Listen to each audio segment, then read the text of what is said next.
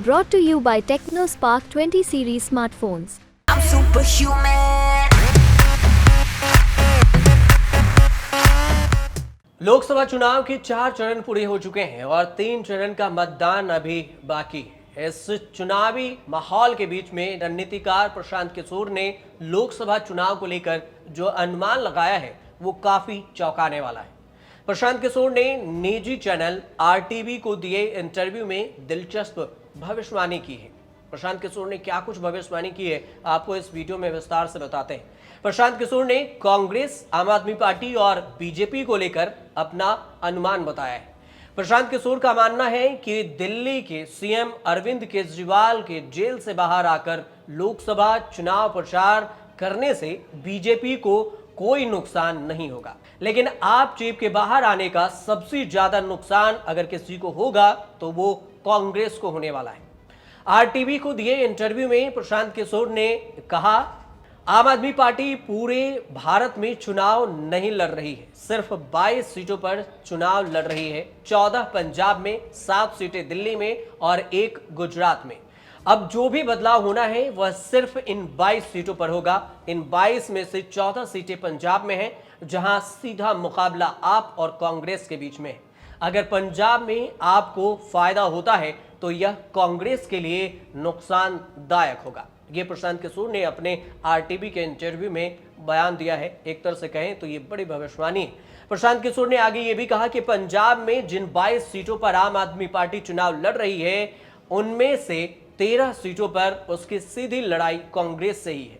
पंजाब में बीजेपी भी चुनाव लड़ रही है। 2019 में बीजेपी ने पंजाब में 2 सीटें गुरदासपुर और होशियारपुर जीती थी। इस बार बीजेपी राज्य की सभी 13 सीटों पर अकेले चुनाव लड़ रही है। इंटरव्यू में केजरीवाल का जिक्र करते हुए प्रशांत किशोर ने आगे ये भी कहा कि अगर किसी पार्टी का कोई नेता सामने आता है तो इससे पार्टी कार्यकर्ताओं और नेता का मनोबल बढ़ेगा। आप तेलंगाना में बैठे हैं, मान लीजिए कि अगर केजरीवाल यहां यानी कि तेलंगाना में, आंध्र प्रदेश और ओडिशा में प्रचार करने आते हैं तो क्या आपको लगता है कि इससे मतदान को लेकर जनता की भावनाएं बदल जाएगी? मुझे ऐसा नहीं लगता। ये बदलाव सिर्फ दिल्ली और पंजाब में दिखाई देगा। प्रशांत किशोर का ये इंटरव्यू में बयान था। इसके अलावा प्रशांत किशोर ने एक और बड़ी भविष्यवाणी की है। क्या कुछ दूसरी भविष्यवाणी की है वो भी आपको बताते हैं। प्रशांत किशोर ने कहा है कि बीजेपी को पूर्व और दक्षिण में सीटें मिल रही हैं। पश्चिम बंगाल, ओडिशा और तेलंगाना में भगवा पार्टी की सीटें बढ़ेगी। उत्तर और पश्चिम में बीजेपी की सीटों में कोई बड़ी गिरावट नहीं दिख रही है। लोकसभा में बीजेपी की मौजूदा संख्या करीब अगर उसकी बात करें तो जो प्रशांत किशोर ने आंकड़े बताए हैं वो 300 बरकरार रहने की संभावनाएं हैं। ये प्रशांत किशोर ने अपने बयान में कहा है। देश भर में 4 चरणों का मतदान पूरा हो चुका है और अब 3 चरण और बाकी हैं। पूरे 7 चरण में लोकसभा के चुनाव होने हैं इस बार।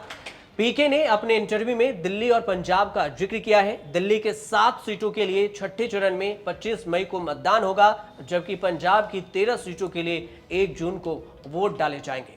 उसके बाद भी ये पता चलेगा कि प्रशांत किशोर की भविष्यवाणी कितनी सच साबित हुई। इस बीच प्रशांत किशोर को लेकर एक और खबर सामने आई है। वो खबर है वाईएसआर कांग्रेस को लेकर। वाईएसआर कांग्रेस ने पॉलिटिकल कंसल्टेंसी ग्रुप आईपैक के फाउंडर प्रशांत किशोर के चुनाव आयोग से शिकायत भी कर दी है और उनके खिलाफ आपराधिक कार्रवाई की मांग भी की गई।